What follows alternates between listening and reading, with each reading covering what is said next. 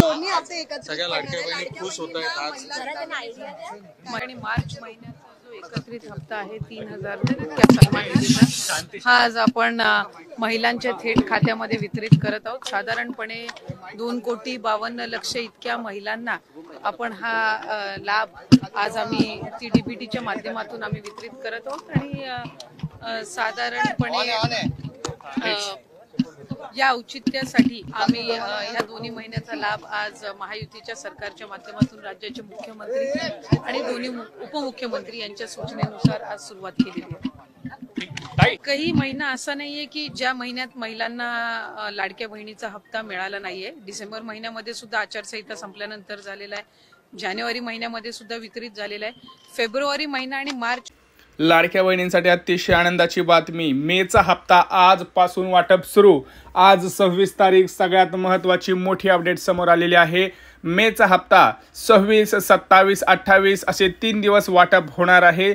सरकारची आत्ताच मोठी घोषणा, 4 दिवस वाटप होणार। ज्या लाडक्या बहिणींना 10वा हप्ता आलेला नाही त्यांना सुद्धा 1,500 रुपये एप्रिलचा हप्ता आणि मेचा हप्ता एकत्र येणार। म्हणजे एप्रिलचा हप्ता सुद्धा सुरू झाला आहे आणि मेचा हप्ता सुद्धा सुरू झाला आहे। उपमुख्यमंत्री एकनाथ शिंदे, अजितदादा पवार आणि मुख्यमंत्री यांची मोठी घोषणा। बँकेमध्ये चेक हा जमा झालेला आहे। रात्री उशिरा झालेल्या बैठकीमध्ये हा मोठा निर्णय घेण्यात आलेला आहे। सरकारने एक मोठा निर्णय घेतलेला आहे ज्यामध्ये लाडक्या बहिणींना एप्रिल आणि मेचे हप्ते असे 1,500 रुपयांचे 3,000 रुपये असे मिळणार आहेत। ज्या लाडक्या बहिणींना एप्रिलचा हप्ता आलेला नाही त्यांना एप्रिलचा हप्ता सोबत मेचा हप्ता सुद्धा मिळणार आहे। लाडक्या बहिणींसाठी अतिशय आनंदाची बातमी, आज आपल्याला सकाळीच मेसेज जे आहेत ते पाहायला मिळणार आहेत। 11 वाजल्यापासून पुढे आपल्याला खटाखट बँकेमध्ये पैसे हे जमा व्हायला सुरुवात होतील। पहिला टप्पा आज वाटप सुरू होणार आहे। पहिला टप्पा आज 11 वाजल्यापासून पुढे लाडक्या बहिणींच्या खात्यामध्ये जमा होणार। लाडक्या बहिणींना अतिशय आनंदाची बातमी, ज्या लाडक्या बहिणींना मागच्या हप्त्याला नसेल त्यांना सुद्धा आनंदाची बातमी, आजपासून बहिणींना पैसे वितरणाचा कार्यक्रम सुरू झाला। लाडक्या बहिणींच्या बँक खात्यामध्ये आज पैसे येणार। कोणत्या बँकेत सर्वात प्रथम पैसे जमा होणार बघा, SBI, bank of Maharashtra, axis bank, ICICI bank, yes bank, bank of Baroda. सगळ्यात महत्त्वाचं म्हणजे पोस्टाच्या खात्यात सुद्धा पैसे वाटप होणार। कोणत्या जिल्ह्यात सुरुवात बघा, पुणे, रायगड, सातारा, सांगली, धुळे, जालना, अमरावती, कोल्हापूर, सातारा, सांगली, मुंबई, ठाणे, नाशिक अशा महत्त्वाच्या जिल्ह्यांपासून आज वाटप सुरू होणार। लाडक्या बहिणींनो, महाराष्ट्रात जरी पाऊस असा पडत असेल तरी आज तुमच्या अकाउंटमध्ये पैशांचा पाऊस हा पडणार आहे। त्यामुळे लाडक्या बहिणींनो शांत राहा, टेन्शन घ्यायची गरज नाही। आजपासून पुढे 3 ते 4 दिवस पैसे वितरणाचा कार्यक्रम हा सुरू झालेला आहे।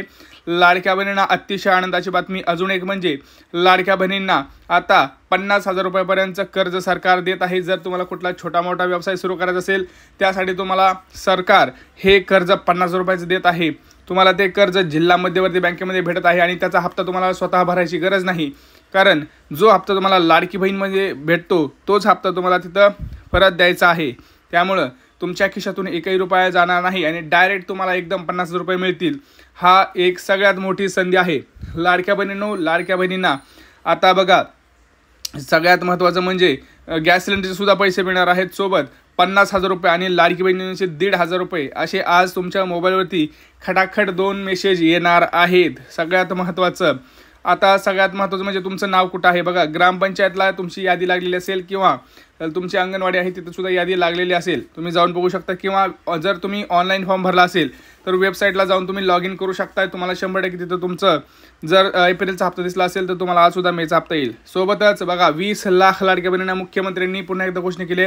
कालच उपमुख्यमंत्री माध्यमांशी बोलताना त्यांनी सांगितलं की आम्ही माझं घर माझा अधिकार ही घरकुल योजना जी आहे ती पुन्हा सुरू केलेली आहे आणि 20 लाख लाडक्या बहिणींना पुन्हा एकदा जे आहे ते आम्ही घरकुल वाटप सुरू करणार आहोत।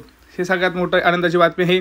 आता सगळ्यात महत्त्वाचं, आदित्य तटकरे मॅडमांनी काही महत्त्वाचे अपडेट्स आपल्या सर्व लाडक्या बहिणींना दिले आहेत। तुम्ही संपूर्ण व्हिडिओ पहा। मंत्री माझी लाडकी बहीण ही योजना महायुतीच्या सरकारची अतिशय महत्त्वाकांक्षी अशी योजना आहे आणि आज जवळपास 2,52,00,000 पेक्षा अधिक महिलांना आम्ही दर महिन्याला हा लाभ त्या ठिकाणी पोहोचवत आहोत। खरं तर विरोधकांनी तर अशा पद्धतीच्या सुद्धा वावड्या उठवल्या होत्या किंवा अशा पद्धतीचा सुद्धा अपप्रचार सुरू केला होता की निवडणुका झाल्यानंतर महायुतीचं सरकार आल्यानंतर महायुतीचं सरकार ही योजना बंद करेल, अशा पद्धतीचा अपप्रचार त्यांनी सुरू केला होता। खरं तर त्या अपप्रचाराला कुठेही बळी पडू नये असं आम्ही सर्व लाडक्या बहिणींना आवाहन करत होतो आणि आज खऱ्या अर्थानं महायुतीच्या सरकारच्या वतीने आदरणीय अर्थ व नियोजन मंत्री उपमुख्यमंत्री अजितदादांनी आपला कारकिर्दीतला 11वा अर्थसंकल्प सादर करत असताना लाडक्या बहिणींच्यासाठी मुख्यमंत्री माझी लाडकी बहीण या योजनेसाठी जवळपास 36,000 कोटींची तरतूद ही त्यांनी यंदाच्या वर्षासाठी केलेली आहे आणि निश्चितपणाने ही करत असताना ही योजना कुठेही बंद होणार नाही। जो प्रचार विरोधकांकडून करण्यात आलेला होता की डिसेंबर महिन्यानंतर या योजनेचा लाभ मिळणार नाही, या उलट जानेवारी असेल त्याचबरोबर फेब्रुवारी आणि मार्च महिन्याचा एकत्रित असा लाभ याचं वितरण सुद्धा आम्ही 2 दिवसापूर्वीच सुरू केलेलं आहे आणि लाडक्या बहिणींच्या खात्यामध्ये फेब्रुवारी महिन्याचे 1500 हे त्या ठिकाणी 2 दिवसातच पोहोचलेले आहेत आणि मार्च महिन्याचे 1500 सुद्धा ते पोहोचवण्याचं काम सुद्धा प्रगतीपथावर आहे।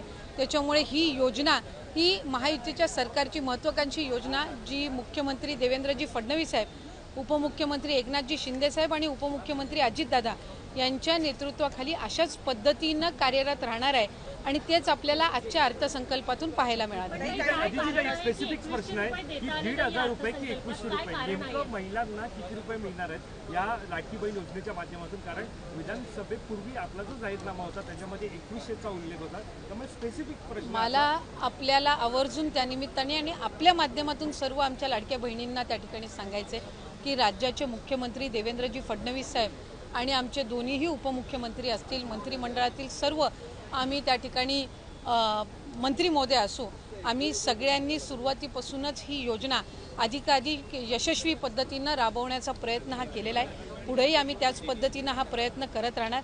1500चा हप्ता हा महिलांच्या थेट खात्यामध्ये निवडणुकीच्या नंतर सुद्धा जवळपास 3 ते 4 हप्ते हे महिलांच्या खात्यामध्ये आज वितरित झालेले आहेत आणि त्याची प्रक्रिया सुरू आहे। अशाच पद्धतीने ही योजना पुढेही सुरू राहणार आहे। 2100च्या बाबतीतली जी भूमिका आहे ती राज्याचे मुख्यमंत्री देवेंद्र फडणवीस साहेबांनी, अजितदादांनी, शिंदे साहेबांनी सुद्धा वेळोवेळी मांडलेली आहे। एखादी महत्त्वाकांक्षी योजना ज्या वेळेला आपण आणत असतो त्यावेळेला त्याचा योग्य तो निर्णय राज्याचे मुख्यमंत्री आणि महायुतीचं सरकार ज्या वेळेला घेईल त्यावेळेला विभागाच्या वतीने आम्ही ते निश्चितपणाने या ठिकाणी घोषित करू। आज 1500चा लाभ देत असताना सुरुवातीला तर विरोधक म्हणायचे की हे 1500 पण तुम्हाला मिळणार नाहीत, पण त्यानंतर आम्ही ही योजना यशस्वीरित्या राबवली। त्याच्यानंतर म्हणायचे की निवडणुकीच्या नंतर ही योजना बंद होणार, पण आज 2,52,00,000 महिलांपर्यंत आम्ही हा लाभ त्या ठिकाणी पोहोचवत आहोत आणि आज 36,000 कोटींची जी तरतूद अर्थसंकल्पामध्ये करण्यात आलेली आहे जेणेकरून ही योजना अशाच पद्धतीनं पुढे सुरू राहावी। त्यामुळे आम्ही कुठलाही महायुतीच्या सरकारने लाडक्या बहिणींना दगाफटका दिलेला नाहीये।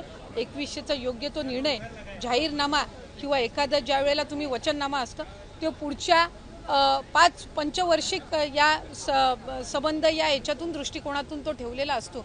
त्यामुळे त्या बाबतीतला योग्य तो निर्णय हा महायुतीचं सरकार हे निश्चितपणाने घेईल। पण आपल्या माध्यमातून मला लाडक्या बहिणींना सांगायचं आहे की ही योजना कधीही बंद होणार नाही आणि महायुतीच्या सरकारकडून अशाच पद्धतीनं चालू राहील। या उलट या अर्थसंकल्पामध्ये महिलांना आर्थिकरित्या सक्षम करण्याच्या दृष्टिकोनातून उमेद भवन असतील, अस्मिता भवन असेल, त्याचबरोबर त्यांना सक्षम करण्याच्या दृष्टीतून आर्थिक साक्षरता आणणं असेल, हे सगळे उपक्रम हाती घेण्यासाठी सुद्धा भरीव तरतूद ही या अर्थसंकल्पामध्ये केलेली आहे। त्यामुळे महिलांना अधिकाधिक सक्षम करण्याच्या दृष्टिकोनातून आम्ही काम करत आहोत।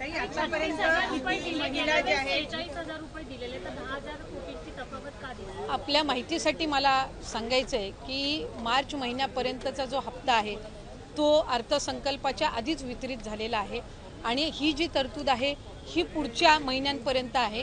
डिसेंबर महिन्यांमध्ये ज्या वेळेला ही जी केलेली तरतूद आहे या पलीकडे जर आपल्याला लाभासाठी तरतूद करावी लागली तर डिसेंबरच्या अधिवेशनामध्ये ती निश्चितपणाने करण्यात येईल।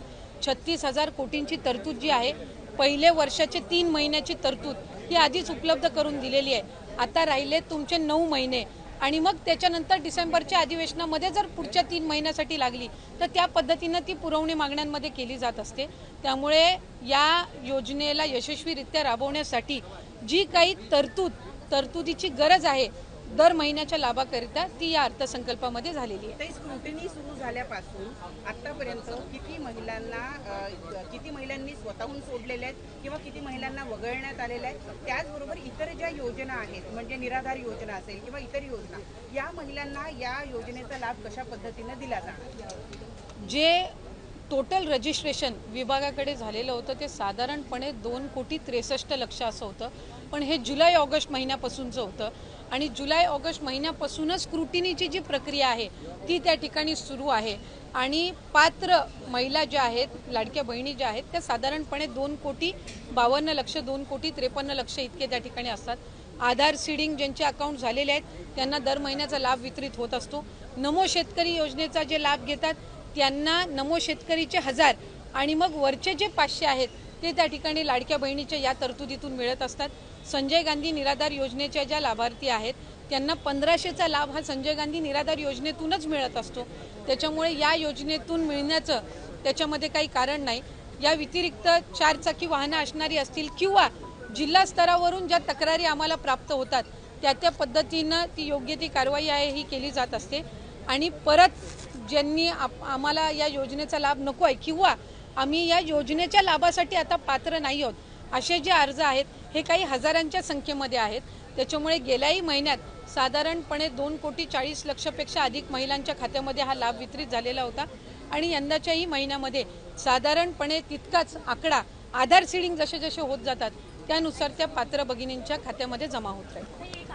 एक आरोप विरोधकांकडून असाही केला गेला, विधान परिषदेत सुद्धा चर्चा झाली की निकष आधीच ठरलेले होते, मग अंमलबजावणी करताना कुठे गडबड झाली का किंवा सरकारी तिजोरीतला पैसा नियमबाह्य वापरण्यात आला का त्याच्यासाठी, जर इतक्या महिला आता अपात्र होत असतील? नाही, एक तर मला आपल्या माध्यमातून स्पष्ट करायचं आहे की स्क्रुटिनी ही आम्ही सुरुवातीपासूनच करत आलेलो आहोत, याच्यामध्ये काही वेगळं नाही आहे. इतर विभागांचा डेटा ॲक्सेस करण्याचा अधिकार हा कुठल्याही एका विभागाला नसतो. उदाहरणार्थ महिला व बालविकास विभाग आहे आणि आम्हाला जर कृषी विभागातल्या नमो शेतकरीचा जर डेटाचा ॲक्सेस असेल तर तो आम्ही परस्पर घेऊ शकत नाही. आम्हाला तो त्या विभागाकडूनच प्राप्त होणं हे अपेक्षित असतं. परिवहन विभागाकडून जर एखादा तुम्हाला डेटा हवा असेल तर तो तुम्हाला परिवहन विभागाकडूनच मिळेल. त्याला स्वतंत्र तो डेटा ॲक्सेस करण्याचा अधिकार हा कुठल्याही विभागाला किंवा महिला व बालविकास विभागालाही त्या ठिकाणी नसतो. त्यामुळे सुरुवातीपासून याची स्क्रुटिनी होत गेलेली आहे. मूळ 2,63,00,000 पेक्षा अधिक रजिस्ट्रेशन झालेलं होतं आणि सुरुवातीपासूनच जर आपण बघितलं तर लाभार्थ्यांची संख्या ही 2,40,00,000 किंवा 2,50,00,000 2,52,00,000 इतकी राहिलेली आहे. याचा अर्थ असा की स्क्रुटिनीची प्रोसिजर सुरुवातीपासून चाललेली आहे. प्रत्येक विभागाकडनं जी आपण माहिती मागवतो त्याच्यामध्ये ऑक्टोबर, नोव्हेंबर, डिसेंबर महिना आचारसंहितेचा कालावधी होता.